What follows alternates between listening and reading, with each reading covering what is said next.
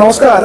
आज गणपतीचं विसर्जन आहे, कशा प्रकारे बंदोबस्त ठेवला, नियोजन कसं आहे? यावर्षी आपण 3 अधिकारी आणि 71 अंमलदार या ठिकाणी बंदोबस्तासाठी बोलवलेले आहेत. आणि मागच्या वर्षी पाऊस पडल्यामुळं बरीचशी मंडळ नारायणगावमधली उशिरा निघाली होती, त्यामुळं थोडासा आपणाला मॅनेजमेंट करण्यामध्ये थोडा प्रॉब्लेम झाला होता. तर यावर्षी आपण सगळ्या मंडळांची या ठिकाणी 3 बैठका घेतलेल्या आहेत आणि त्यांना या ठिकाणी आव्हान केलेलं आहे की तुम्ही 6 वाजता बरोबर तुम्ही मिरवणुकीसाठी लाईनमध्ये लागायचं आहे.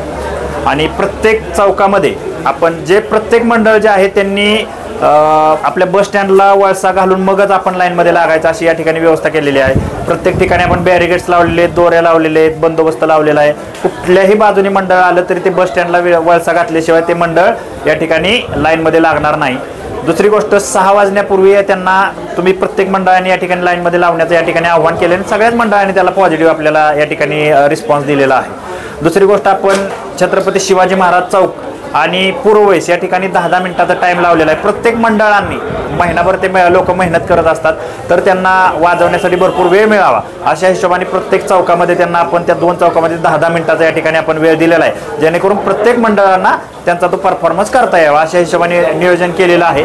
आपण विसर्जन ठिकाणी देखील कुठलाही बाबा चुकीचा प्रकार होऊ नये त्यासाठी आपण विसर्जन ठिकाणी पण बंदोबस्त लावलेला आहे. विशेष म्हणजे आपल्या पुणे जिल्ह्यामध्ये नारायणगाव पोलीस स्टेशन अंतर्गत जी 19 गाव आहे, ते 19 गावामध्ये DJ मुक्त गणपती उत्सव हा जो आपण उपक्रम राबवला त्याला खूप चांगला रिस्पॉन्स मिळाला.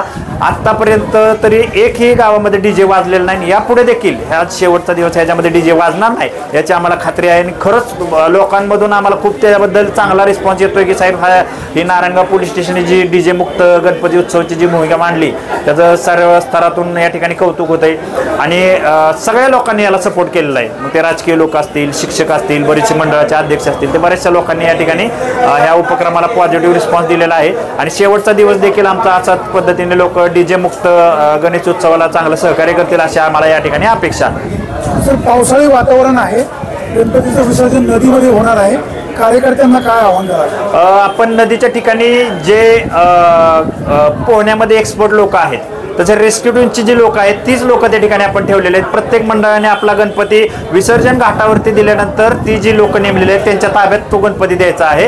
कुणीही नदीमध्ये उतरणार नाही. मागच्या 3-4 वर्षापूर्वी कावळ पिंपरीमध्ये एका छोट्याशा तलावामध्ये अशी 3 मुलं या ठिकाणी मयत झाली होती विसर्जन गेल्यानंतर. तर अशा प्रकारचं कुठलाही आनंदाच्या क्षणामध्ये असं कुठलाही त्याला कालबोट लागता कामा नये यासाठी नागरिकांना मी आव्हान करतो की ज्या लोकांना पोहायला येतं ते लोक आपण ऑलरेडी तिथं निवडलेले आहेत आणि त्याच लोकांच्या ताब्यात आपण गणपती द्यावा जेणेकरून बाबा कुठलाही याला चुकीचा प्रकार होणार नाही. यंदाच्या वर्षी आपण जे गणेश मंडळ स्पर्धेत सहभागी होणार आहे, गणपती अवॉर्ड 2025 आपण देणार आहोत. लोकांनी खूप प्रिकॉशन घेतलेलं आहे. आज विसर्जन आहे, अशा प्रकारची काळजी घ्यावी की जेणेकरून त्यांना अवॉर्ड मिळेल.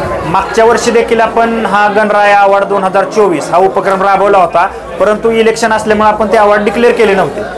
तर यावर्षी 2024चे अवॉर्ड प्लस आपण हा 100 मार्कांचा जो क्रायटेरिया आहे त्याच्यामध्ये तुम्ही सामाजिक उपक्रम काय काय राबवलेले आहेत, तुमची गणेश मूर्ती कशी सजवलेली आहे, तुम्ही या ठिकाणी म्हणजे कुठला चुकीचा प्रकार जर केलेला नाही ना, तुमचा गणवेश कसा असणार आहे, तुम्ही काय DJचा वापर वगैरे केलेला नाही ना, तुम्ही ज्यावेळेस मिरवणूक काढणाऱ्या मिरवणुकीमध्ये तुम्ही बाबा जे काही शासनाने ठरवून दिले ते वेळेतच तुम्ही मिरवणूक पार पाडताय का, प्रशासनाला सहकार्य करताय का, तुम्ही देखावा कुठल्या स्वरूपाचा केलेला आहे किंवा तुम्ही त्याच्यामध्ये आणखी नाविन्यपूर्ण काय केलेलं आहे, ह्या सगळ्या गोष्टींचा विचार करून आपण ते 100 मार्काचं या ठिकाणी व्हॅल्युएशन करणार आहोत. त्यासाठी आपण जी टीम जी आहे तुमचं मूल्यमापन करणार त्यांची नावं त्यासाठी डिस्क्लोज केलेली नाहीत का, तर ही पारदर्शकपणे बाबा ही जी प्रक्रिया आहे ती पार पडावी, ज्यामुळे आपण ती नावं डिस्क्लोज केली नाहीत. आणि निश्चित त्याच्यामध्ये खूप चांगल्या मंडळांनी बऱ्याचशा मंडळ त्याच्यामध्ये कॉम्पिटिशन आहे. तर शेवटच्या दिवशी त्यांनी शेवटचा दिवस खूप महत्त्वाचा आहे, त्याच्यामध्ये जवळजवळ 30 मार्क जे आहेत ती शेवटच्या दिवसावरती आहे. तर त्या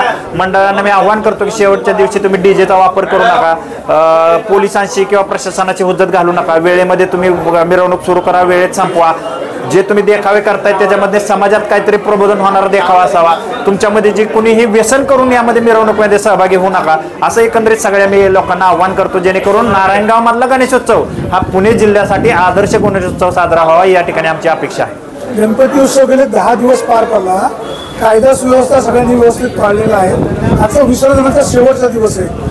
गणेश भक्त आणि कार्यकर्त्यांना काय आव्हान? मी या ठिकाणी तुम्हाला खरंच सांगायला आवडेल की आमच्या सर्व बीट अंमलदार आणि आम्ही स्वतः बऱ्यापैकी सगळ्या मंडळांना भेटी दिलेल्या आहेत. आम्ही स्वतः तिथं आरतीचा जाऊन मान घेतलेला आहे, त्यांच्यासोबत चर्चा केलेली आहे, त्यांच्यासोबत सत्कार स्वीकारलेले आहेत आणि प्रत्येक मंडळाने आम्हाला या ठिकाणी पॉझिटिव्ह रिस्पॉन्स दिलेले आहेत. बऱ्याचशा मंडळांनी वृक्षारोपण केले, रक्तदान शिबिर आयोजित केलेत. बऱ्याचशा लोकांनी या ठिकाणी जे गुणगौरव मिळवलेले विद्यार्थी असतील, जे MPSC थ्रू यश मिळवले त्यांचे सत्कार घेतलेले आहेत. असे खूप चांगले उपक्रम लोकांनी राबवले. तर आम्हाला यावेळी खरंच आनंद झाला की लोकांनी ते, आणि विशेष म्हणजे या 9 दिवसामध्ये, आज 10वा दिवस आहे, 11वा दिवस आहे, तर या 10 दिवसांमध्ये एकाही ठिकाणी डीजेचा वापर झालेला नाही. ही खरं अभिमानाची गोष्ट आहे. कारण तसं बघितलं तर बघा, म्हणजे नारायणगाव पोलीस स्टेशन सोडलं तर आजूबाजूच्या परिस्थिती थोडीशी वेगळी आणि नारायणगावची परिस्थिती वेगळी. तर लोकांनीच खूप चांगला रिस्पॉन्स दिला आहे. नारायणगाव आणि आजूबाजूच्या 19 गावातील जे लोकांचे सगळीकडे कौतुक होते. हे फक्त आमच्या एकट्याचं यश नाही, तर ह्या सगळ्या सर्वसामान्य लोकांचं, ह्या सगळ्या मंडळाच्या अध्यक्षांचं, सगळ्या राजकीय लोकांचं, सगळ्या प्रशासकीय लोकांचं यश आहे. आणि निश्चित म्हणजे खूप चांगला अभिमान, आम्हाला पण खूप आनंद होतो की लोकांनी अशा पद्धतीने आम्हाला चांगला रिस्पॉन्स दिला आहे. कायदा सुव्यवस्थेमध्ये अडथळा आणण्याचा जर कोणी प्रयत्न केला तर काय सूचना असतील? निश्चित ह्याच्यामध्ये आतापर्यंत बघा, जसं आपण आव्हान केलं त्या पद्धतीने लोकांनी पॉझिटिव्ह रिस्पॉन्स दिल्यामुळे आपल्याला एकाही आतापर्यंत गुन्हा दाखल करण्याची आवश्यकता वाटली नाही किंवा पडलेली नाही. आणि निश्चित मला असा 100% विश्वास आहे की ह्या विसर्जनाच्या शेवटच्या दिवशी देखील असे काही वेळ येणार नाही. लोक सगळे आम्हाला सहकार्यच करतील, परंतु चुकून जर एखाद्याने असा काही प्रयत्न केला तर आम्ही या ठिकाणी कायदेशीर कारवाई करायला मागे पुढे बघणार नाही. कारण आज तुम्ही ज्या पद्धतीने वागणार त्या पण उद्या ईदची मिरवणूक आहे. तर तुम्ही आज जेवढं चांगलं तुम्ही सहकार्य करणार तेवढंच उद्या मुस्लिम बांधवांकडून ऑलरेडी त्यांनी ईदची मिरवणूक 5 तारखेच्या वेळी त्यांनी 7 तारखेला ठेवून आपल्याला एक चांगला समाजाचा एकोपा कसा असतो हे दाखवण्याचा प्रयत्न केला. निश्चित तुम्ही आज ज्या पद्धतीने वागणार त्या पद्धतीने उद्या देखील त्या लोकांकडून आपल्याला पॉझिटिव्ह रिस्पॉन्स मिळणार आहे. तर माझं नागरिकांना आव्हान करणार आहे की हा गणेशोत्सव आपल्या सर्वांसाठी खूप आनंदमय, आदर्शमय आणि आरोग्यमय गेलेला आहे. तुम्ही यापुढे देखील आम्हाला पोलीस प्रशासनाला सहकार्य देऊन या प्रकारे तुम्ही आम्हाला चांगला आणखी गणेशोत्सव साजरा करावा या ठिकाणी अपेक्षा करतो.